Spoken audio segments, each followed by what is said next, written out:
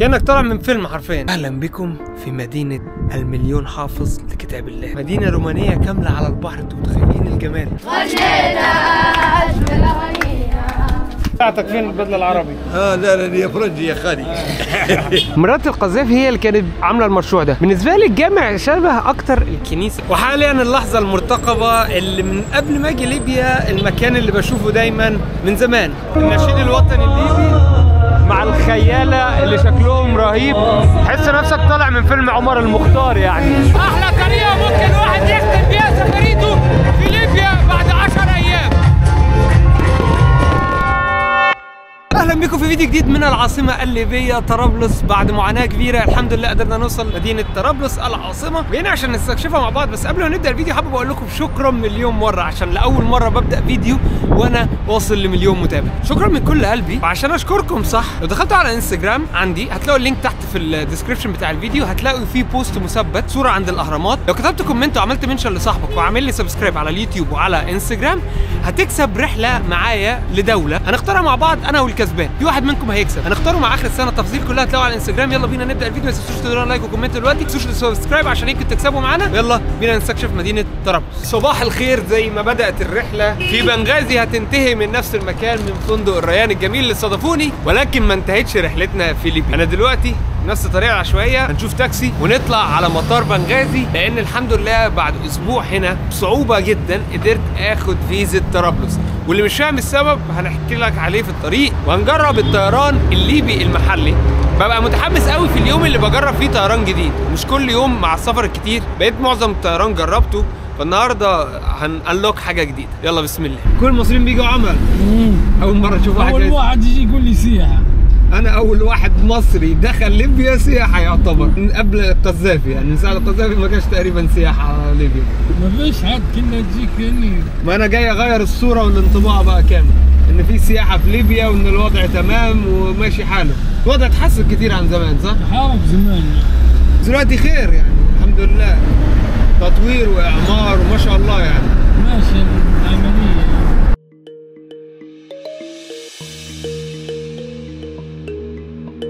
مع الجمال والنظافة والتطور والتعامل الراقي اللي في مطار بنغازي ده. مطار بنغازي الصالة الداخلية حتى مش الدولية. شوفوا جديد ازاي، في لاونج فوق، صالة الانتظار، في كافيتيريا، كل حاجة موجودة في المطار. مطار ولا غلطة، 10/10 يعني، بجد مستحيل كنت اتخيل كده. هو مطار جديد بتاع الطيران اللي انا طالع عليه، بس يعني الطيران ده بس ده الطيران بتاعه، طيران اسمه برنيق. اظن لو انت في ليبيا ما ينفعش تطلع على اي طيران غير طيران برنيق ده، كان ليفل تاني. انا دخلت الصالة القديمة ودخلت دي كأنها مطار في اوروبا، وانضف من مطارات اوروبا كمان.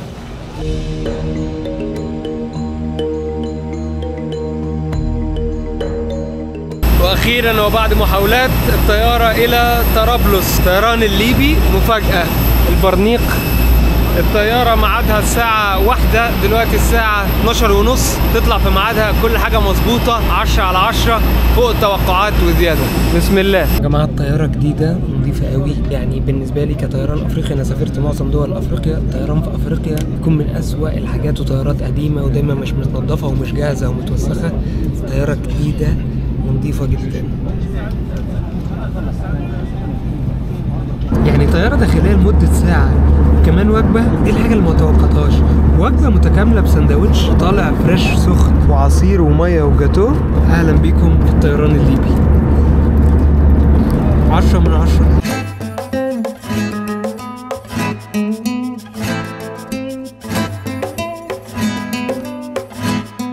واخيرا وبعد رحله ساعه سريعه جميله وصلنا مطار طرابلس، وصلنا مدينه طرابلس. هنستكشفها مع بعض في الايام الجايه. حسن استقبلنا من المطار حبيبي. انت بتقول اكتر مدينه تشبه طرابلس اسكندريه صح؟ بالظبط. المطار اهو والبحر اهو، البحر المتوسط نفس الحاجه. وبيقول لي حتى مدينه طرابلس يعني تعتبر زي اسكندريه بالظبط، بانها ممتده على طول الكورنيش وعلى البحر، يعني مدينه بالعرض اكتر، مش داخل في الصحراء بالطول. بس اول ما تطلع بتلاقي ابراج كده، بس اظن البنا واقف فيها، وبنشوف بقى المدينه فيها ايه. بسم الله.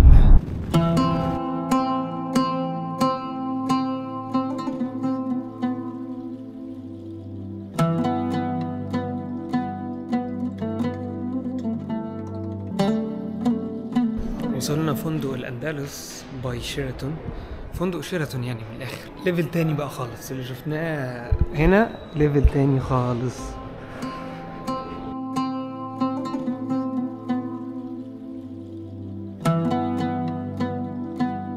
خليني افرجكم على الأوضة عشان انتوا مش هتصدقوا والله. شوفوا في الكواليتي ده موجود عادي جدا في ليبيا. فليبيا فيها اللاكجري، فيها الرخيص، فيها كل حاجه زيها زي اي دوله في العالم، ولكن ما فيهاش زي الاطلاله دي في اي حته في العالم على البحر المتوسط. شوفوا، وهنا اعمار لسه شغال، بنى، هيبنوا مدينه كامله متكامله، فندق. المنظر ده بيفكرني ببيروت. يعني انا قلت في الاول انها شبه اسكندريه اكتر، ولكن اسكندريه عندنا ابراج طويله وشويه دنيا اضيق وارفع. هنا عامله شويه زي بيروت لبنان وما يفك كربوهم. خلينا ننزل ونستكشف المدينه مع بعض اللي متحمس لها الصراحه. قبل ما اجي كنت يعني شويه كده، بس دلوقتي ليبيا من ساعه ما بدات الحرب حصل فيها زيها زي اي دوله بيتعامل عليها حظر وعقوبات دوليه. وانا عايز اركب تاكسي. التاكسيات شويه معقده في ليبيا لان مش بتلاقيهم بسهوله، فنزلت ابلكيشن اسمه تربو. ابلكيشن محلي ليبي بقاله تقريبا 4-5 سنين. مشوار تقريبا $1.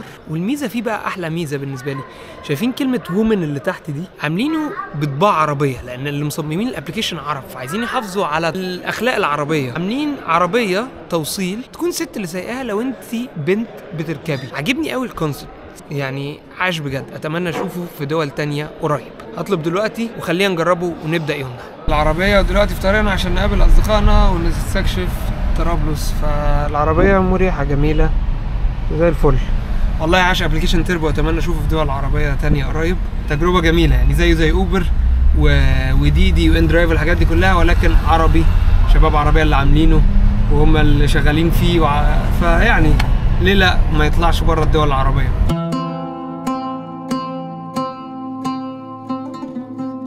احنا نزلنا على طول نستكشف، وطلبت من حسن صديقي اول ما طلعنا عشان لقيت المنظر الرهيب ده ان هو يركن على جنب الطريق. الطرق هنا متسفلته قوي ونضيفه قوي، ولكن دول بس المستقره اللي بتشوف فيها المنظر ده. يعني دول بس اللي فيها على الاقل بلديه مالهاش دعوه بالاستقرار والسياسه. الحديقه لما تبقى مقصوصه، النجيله شوفوا يعني مفيش حاجه مبهدله، ونجيله بالحجم الكبير ده في ميدان كبير على البحر. ده يقول لك ان يعني العائلات لازم بتيجي هنا، عشان كده بيوضبوا لهم الجنينه، فبيهتمين بالعائلات ومهتمين بالمواطن من الاخر عشان يطلعوا لهم الكواليتي ده. ده غير الطرق والابراج والجو الجميل. صراحه انا كان احتمال ما اجيش طرابلس، ما اعرفش ازاي كان ممكن ما اجيش طرابلس، يعني بس من طريق المطار لهنا والراجع يعني انا مبسوط.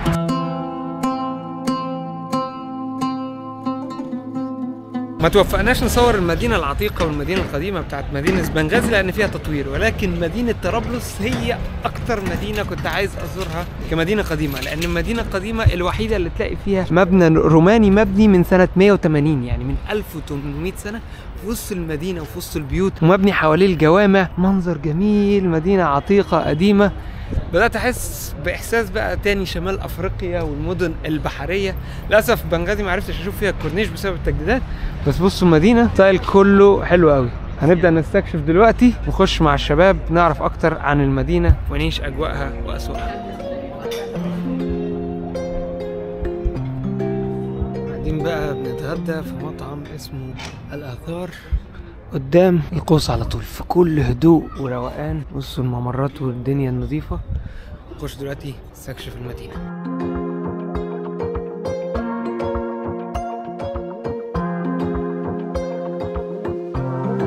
من الأزقة القديمة هنا الستايل شوية خلاص، يعني شمال أفريقي أكتر من بنغازي بكتير. لما تخش البيوت تلاقي الحوش في النص، يعني الفتحة في النص زيها زي بيوت التونسية المغربية الجزائرية، كله الشمال أفريقي. طبعا الجزء الغربي الليبي هو اكتر جزء تأثر بالاحتلال الايطالي اللي هو في اخر 100 سنة. تلاقي معظم حتى الازقة اتحولت. بصوا في ايطاليا وفي اوروبا لما تبقى ماشي دايما هتلاقي فيه ساحات، فاحنا طلعنا دلوقتي يعني ماشيين في زقاق صغير، تلاقي ساحة واسعة ودايما مشهورة بالكافيتريات اللي على جنب والقعدات والبيوت نفس الستايل الاوروبي. شوارع ضيقة كتير وفي النص فيه ساحة بتجمعهم. وهنا انا بحب المدينة القديمة، حلو قوي ان هم عاملينها بالعربي. كل الدول في العالم دايما بتبقى اي لاف واسم المدينه بالانجلش، بس هنا بالعربي. عجبتني قوي وبالوان علم ليبيا، الاحمر والاخضر. روقان. بقول لكم انها شبه ايطاليا قوي. تيجي هنا تلاقي في نفس الساحه بنك دي روما. ده كان بنك روما من سنه 1835 ل 1911 كان هنا، ودلوقتي اتحول لبيت الجمهوريه الثقافي. وهنا يعني هي البيوت دي كلها كانت قديمه، لان معظم المدن القديمه كانت عثمانيه، ولكن في بيوت هتلاقي الستايل بتاعها اتغير. البيت ده ايطالي الستايل بتاعه، مش بيت عثماني خالص. عاجبني قوي في طرابلس لحد دلوقتي انه مع كل اللي بيحصل في معارض كتير قوي. يعني احنا اتمشينا بس في شارعين، كميه المعارض ومحلات التراثيه الثقافيه او الاماكن المعموله عشان تحافظ على الثقافه الليبيه مفتوحه ومتجدده ونظيفه وجميله وبستايل، يعني متعوب عليها، مش عاملين اي حاجه وخلاص. مكان بصوا متجدد، يعني واو ولا كلمه عليه. اظن كده قلبت روما قوي. يعني بصوا اللقطه دي، الكنيسه مع البيوت ولا كلمة يعني. وبعدين هنا في كافيتيريا كده على كورنر على جنب برضو مكتوب عليه بالايطالي. واحلى حاجة طبعا علم فلسطين اللي هنا، مفيش احلى منه. هنا علم اليوفي ولا لسجنورا ماريا. ده علم اليوفي ولا مدينة؟ مدينة افتكرت علم اليوفي والله.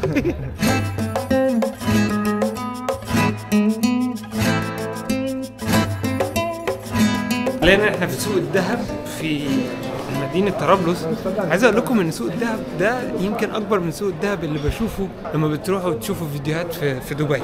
سوق ذهب مرعب كبير بمقاسات كبيرة، يعني هنا صغير لكن ورا كان في مقاسات كبيرة جدا. قطع ذهب كبير حبيبي. ابص يعني بدأ القطع تكبر شوية، يعني بقالنا مثلا 10 دقايق ماشيين في سوق الذهب. السلام عليكم. اخبارك؟ الحمد لله. امورك تمام. ديما نشوف بيك هنيك حبيبي. حبيبي. وين البدله العربيه؟ لبستها وتقول لي هيك وين؟ بكره في صلاه الجمعه صح؟ ان شاء الله. بتاعتك فين البدله العربي؟ لا يا فرنجي يا خالي. ربي يحفظك. حبيبي. السلام عليكم حبيبي.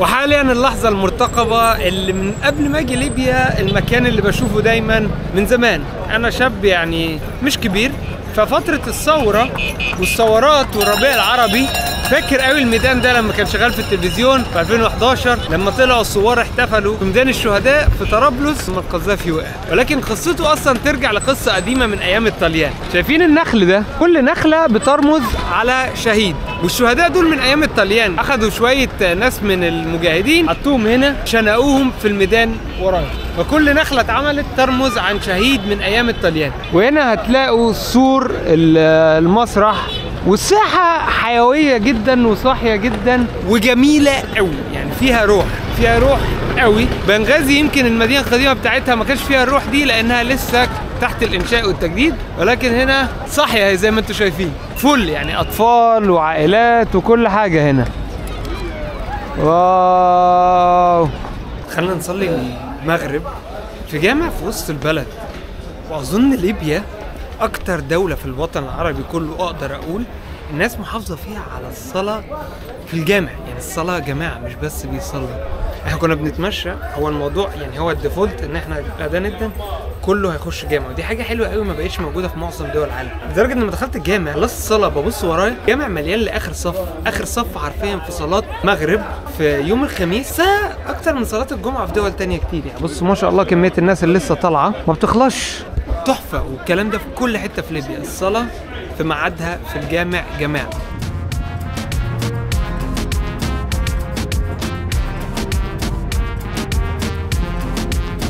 دايما في البلاد لازم نشوف القديم ونشوف الجديد والتطور واللي كان موجود زمان. احنا دلوقتي جينا على الكورنيش، في تمشية هنا لذيذة قوي. احنا في منطقة اسمها حي الأندلس، حي حيوي قوي وشبابي قوي بالليل. بصوا الصرح اللي ورايا بتاع اسبريسو لاب ده قد ايه، يعني اسبريسو لاب بالحجم ده، والكورنيش ده كله امتدادا في براندات كتير قوي اجنبيه على الكورنيش. جو تحفه. يعني احنا دلوقتي النهارده خلاص 1/12، جو جميل. كم لسه في 1/12 بالليل حتى مش الصبح. فانا مبسوط الصراحه، يعني مبسوط ان بلادنا بتتطور وتتحسن، سواء كانت ليبيا او غيرها، لها بلادنا واوطاننا. اسبريسو لاب شباب، قعدات جميله ولذيذه.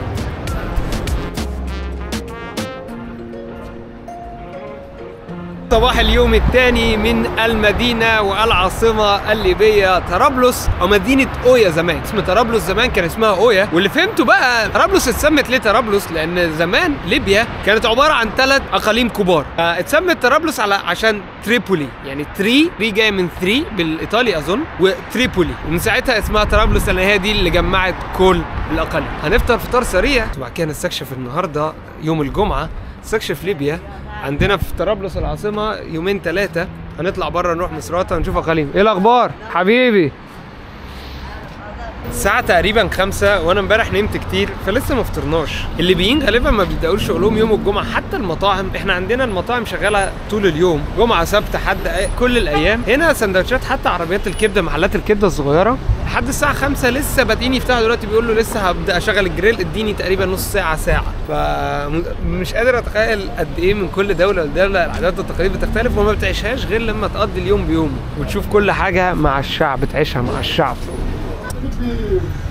جبنا سندوتش اسمه المفروم، هو منتشر في كل حته في ليبيا، من اسمه تفهم ان هو لحمه مفرومه. هو لحمه مفرومه ولكن كمصري طعمه بالنسبه لي قالب على سجق شرقي مصري بس مفروم. يعني عارفين اللي بيعملوا سجق في مصر مفروم؟ هو ده بالظبط السندوتش المفروم عندهم. حلو قوي قوي قوي، بيحطوا عليه جبنه، لا يعني جامد. القذافي قبل ما يقع من الحكم كان في مشاريع كتير قوي قيد الانشاء، للاسف لما وقع مشاريع كتير قوي وقفت ما تكملتش. على سبيل المثال منهم الجامع ده، مرات القذافي هي اللي كانت عامله المشروع ده. بالنسبه لي الجامع شبه اكتر الكنيسه لان تحسه زي اجراس كنيسه، والمآذن غير اي دوله شفتها تحسوها مربعه، فشبه الكنايس لما يكون فيها جرس.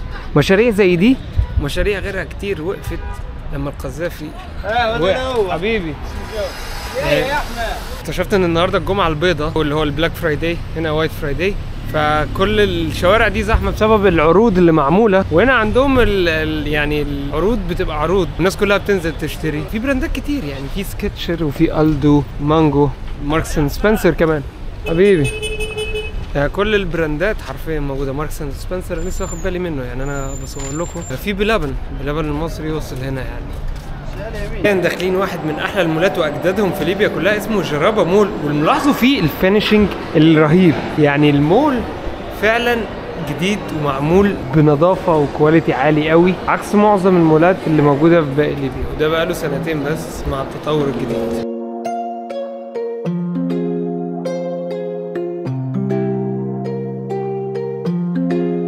المول من بره عامل ازاي؟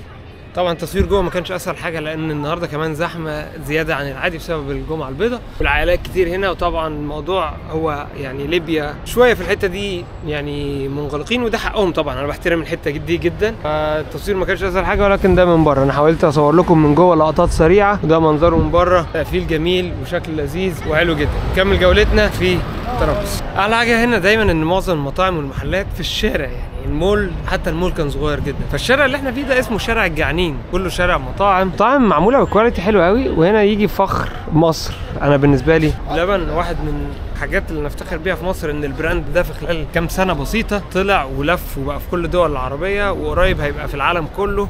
براند يستاهل، سواء تختلف مع طعم واكل وطريقه تسويقي، ولكن النجاح والناجح لازم يتقدر، تختلف او ما تختلف. فبلبن هنا اهو وصل العاصمه طرابلس رغم كل الازمات والظروف.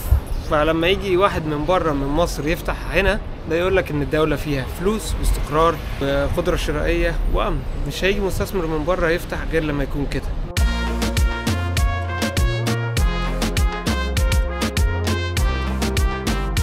بما اني شخص بيعشق المبكبكه وما اكلتهاش كفايه في شرق ليبيا في بنغازي، وفي تحدي كبير في الاكل ما بين الشرق والغرب، بيقولوا ان ده اصل المبكبكه من عندنا وده الاصل من عندنا. فجيت مطعم ما بيعملش حاجه غير انه بيعمل مكرونه بالسمك. يعني الشباب كلها قاعدين حواليا، كل واحد قاعد بترابيزه حاطط في النص قدامه صينيه. حبيبي السلام عليكم. هو مطعم مكرونه بس، مكرونه وسمك. بص الصينيه جايه اهي، شايفين الفكره؟ دي شبه الباييه، ودي مكرونه مبكبكه بالسمك. يعني انا دايما باكلها طبعا احنا مقاطعين بس يعني اتحطت المكرونه مبكبكه بالسمك، بس هي تيجي صينيه كده كله قاعد حواليها. السلام عليكم. قاعده شبابيه جميله. عجبني قوي الكونسبت ان هو دي الاكله اللي هو عادي تيجي تاخد صينيه مكرونه وتقعد تاكل في الشارع زي ما انت. نجرب اول مره مكرونه مبكبكه بالسمك. سخنه قوية. دايما بيعملوها بمرقة اللحمة عندنا في مصر، هنا عاملينها بالسمك أحلى بكتير. لا رهيبة، حلوة أوي. تسلم ايدك. واخيرا من طرابلس بعد سنين اللي بيتفرج على فيديوهات اليوتيوب، اقدر اقول لكم ان المليون حالا دلوقتي هنخش مليون. دخلنا مليون. مليون على اليوتيوب. لحظة للتاريخ، مليون على اليوتيوب. كده عندنا درع ذهبي قريب على اليوتيوب. يعني شكرا لكل الناس اللي متابعاني، شكرا لكل واحد من مليون بني ادم على التيك توك كمان قريب. خلينا نوصل التيك توك مليون بني ادم على اليوتيوب. شكرا من كل قلبي. لحظة احمد الصغير، احمد الطفل، مستحيل كان يتخيلها ويصدقها وان هو هيعيشها في خلال 3 سنين، وبالذات في اول 2024. اول 2024 بالظبط كان عندي 300 وحاجة او 400 الف متابع. النهاردة انا عندي مليون في سنة، زدت 600 الف ضعف اللي عملته في سنتين زدته في سنة. فالحمد لله مبسوط وسعيد وممتن وفخور. شكرا لكم بالمليون متابع على اليوتيوب. اهي مش عارف اقول لكم ايه، بجد مش عارف اقول لكم ايه. يعني شكرا ربنا، وشكرا ليكم، وشكرا لاهلي واصحابي وكل الناس اللي كانوا معايا من اول لحظه. اللي جاي مختلف، اللي جاي قوي، اللي جاي فعلا ليفل تاني خالص. هعمل حاجه تبقى كلكم فخورين بيها. صباح الخير، صباح اليوم الثالث النهارده في العاصمه طرابلس، ولكن مبسوط لان انا طالع بره العاصمه. طالعين نكتشف مدينتين من المدن الاثريه والتاريخيه، مدينه لبده ومصراته. هنعيش الاجواء وهنحضر سباق خيل. عندنا يوم حافل وقوي، خلينا نبدأه ونعيشه مع بعض. من أحلى الحاجات في ليبيا إنها ممتدة بطول البحر المتوسط، معظم مدنها على ساحل البحر المتوسط، فوانت ماشي سواء غرب أو شرق لازم بتعدي على حاجات. ففي طريقنا بعد ما بعدنا تقريبا ربع ساعة عن وسط البلد بتاع مدينة طرابلس العاصمة، وإحنا عند مسجد من أحلى المساجد اللي شفتها في حياتي. احنا دلوقتي في منطقة اسمها تاجوراء، واحدة من أقدم المناطق اللي موجودة في ليبيا كلها، والسبب فيها إنها مدينة عريقة هي بسبب اهتمام العثمانيين بيها. فيها ميناء هنا. العثمانيين لما جم في القرن ال15 والقرن ال14 بنوا المسجد اللي ورايا ده أول مسجد عثماني موجود في ليبيا كلها، اسمه مسجد مراد أغا. واللي بيميزه بالنسبة لي هو واحد من أحلى المساجد اللي بجد شفتها عثمانية، لأنه مختلف. المساجد العثمانية دايما هتلاقي لها المآذن الرفيعة. الستايل ده حسه شوية شبه الصحراء. لو رحت الصحراء، أنا فاكرها في الصحراء في الجزائر والصحراء حتى في ليبيا، المساجد المأذنة بتاعتها مربعة زي دي، كأنها كانت منارة يعني على شكل مأذنة. ودي حاجة عجباني جدا في المسجد هنا، ومش هتشوفوها في مساجد كتير ولا عثمانية ولا غيرها. فالمسجد جميل جدا، يعني تحفة معمارية من سنة 1551. فاحنا ماشيين على الساحل لحد ما نوصل مدينة مصراتة، ثالث أكبر مدينة موجودة في ليبيا كلها بعد طرابلس وبنغازي. هنكتشف حاجات كتير في الطريق. هنعدي على مدينة لبدة، هنشوف الآثار الرومانية.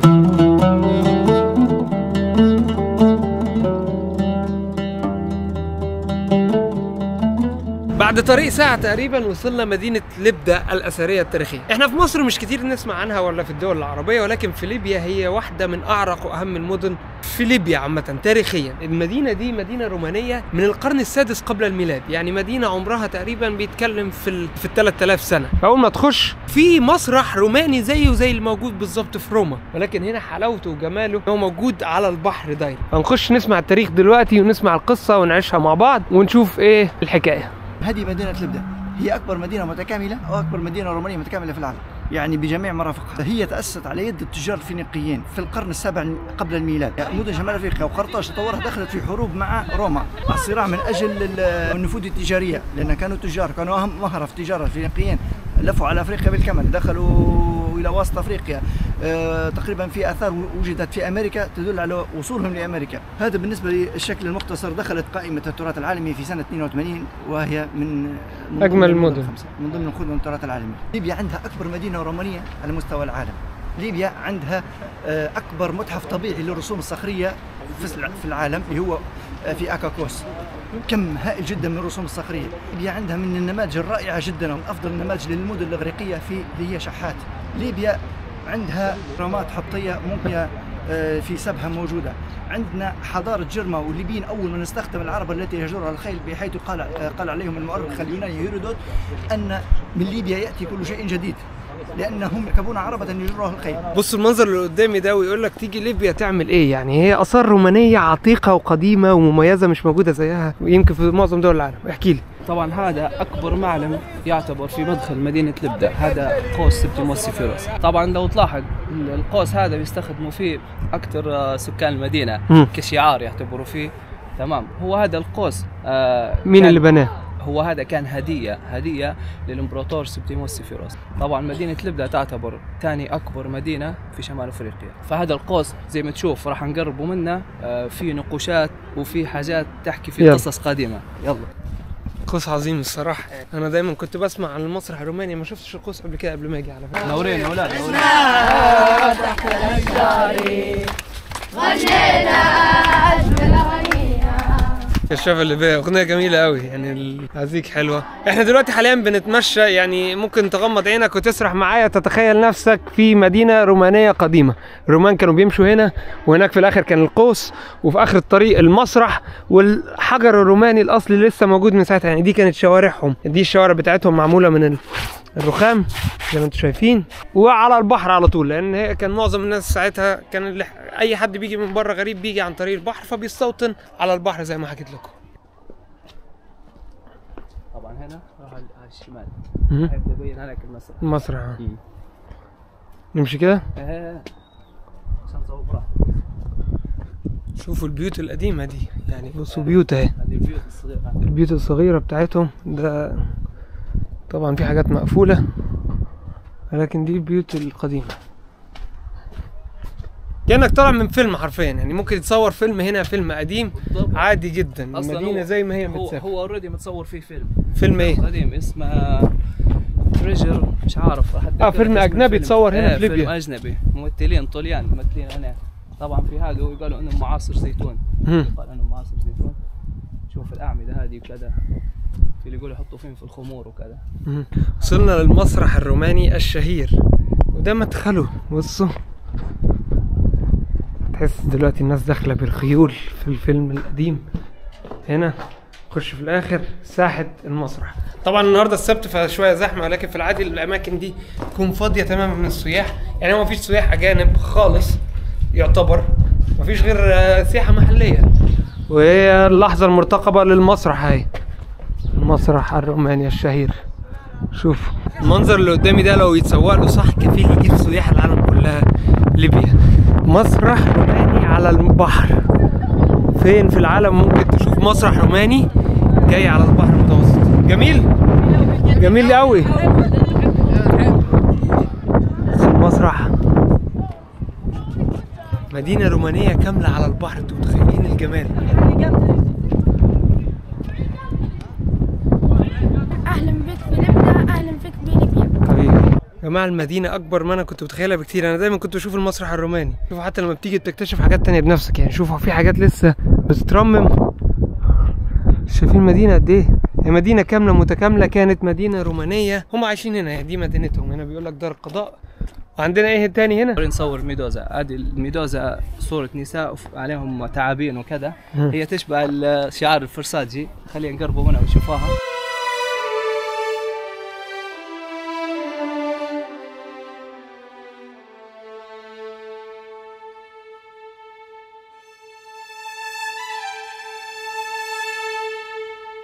بقى منطقة الحمامات، وهنا مجسم للحمامات. هي دي حقيقية، الحمامات الحقيقية. تخيلوا ده من قرون، يعني من 20 قرن مثلا المكان ده كان موجود ولسه عايش لحد النهارده. حمام بيتنا بيتكسر وبنغيره كل سنتين يعني.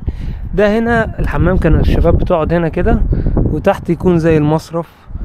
فالاثار والتاريخ سبحان الله، يعني ما اعرفش هل ربنا كان ملهمهم ان انتوا اثاركم دي هتعيش لملايين مئات السنين الاف السنين، ولا هي جت صدفه كده؟ لان احنا حاجتنا واحنا بنبنيها النهارده واحنا بنعملها عمرنا ما بيجي في بالنا ان في حد بعد حتى 50 سنه هيجي يشوفها ولا هيفكر فيها ولا هيبص عليها. فلما تشوف المنظر ده بقاله الاف السنين وماسك نفسه تستغرب. الساحل الليبي المبهر اللي ما بيخلصش. خلصنا آثار رومانية وقبليها كانت عثمانية في طرابلس. أهلا بكم في مدينة المليون حافظ لكتاب الله القرآن الكريم. وصلنا هنا لآثار إسلامية. المسجد ده جامع الشيخ عبد السلام الأسمر.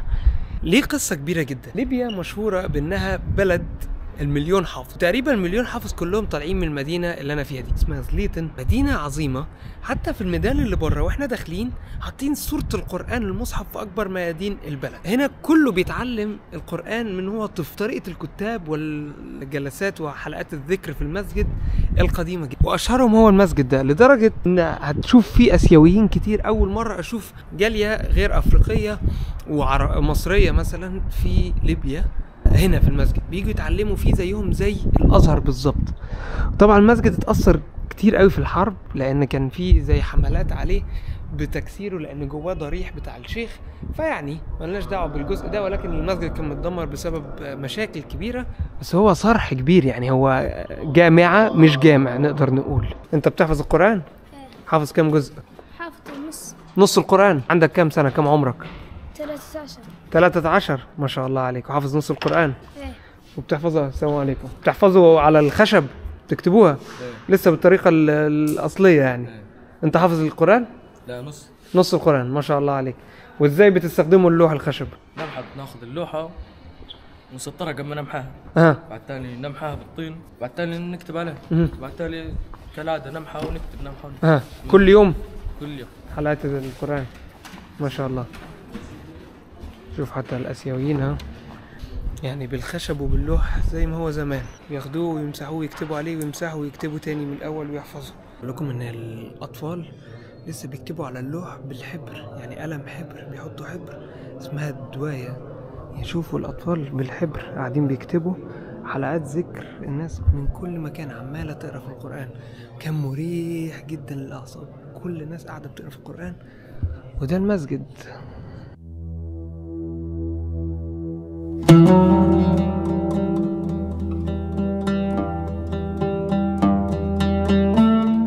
كم ليك تقرا في الكتاب انت؟ السلام عليكم. كم لك تقرا في الخلوه هنا؟ يوبا السهر. وين واصل؟ فين صورة؟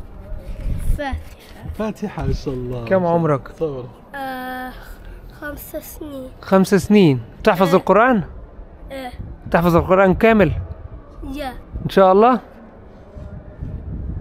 قول له 5 سنين جاي لوحده على الكتاب عشان يحفظ القرآن. اسمك ايه؟ احمد. وانا احمد. عشرة الاسامي حبيبي. يلا ربنا معاك. شوفوا انا زرت يعني 85 دولة لحد النهاردة. دي من اكتر الحاجات يعني اللي خلتني اتنفس. شايفين التيشيرت ده؟ في كل سفرياتي. جميل جميل المنظر، وبكل طيبة وأدب وأخلاق. الناس كلها ملمومة حوالين الشيخ وبيقروا وبيسمعوا وبيراجعوا، والشخص الأكبر منهم بيراجع معاهم. يعني اللي عنده 20 سنة بيراجع مع الأطفال الصغيرة، والأطفال الصغيرة بتراجع مع اللي عنده 5 سنين. عاملين سيستم كامل جميل.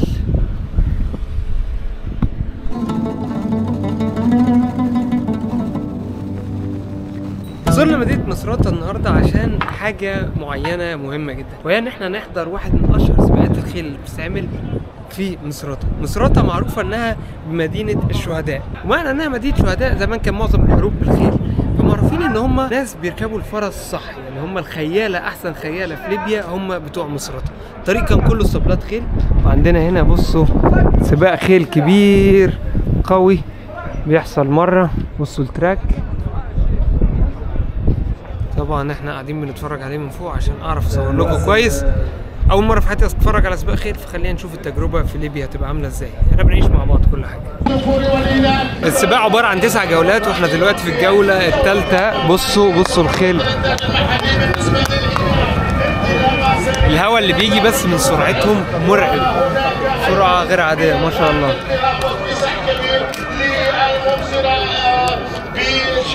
لحظة النهاية بصوا الناس بتشجعها ازاي. بص لحظة النهاية مين هيكسب؟ الفينش لاين اهو. رقم 10 5 4 8.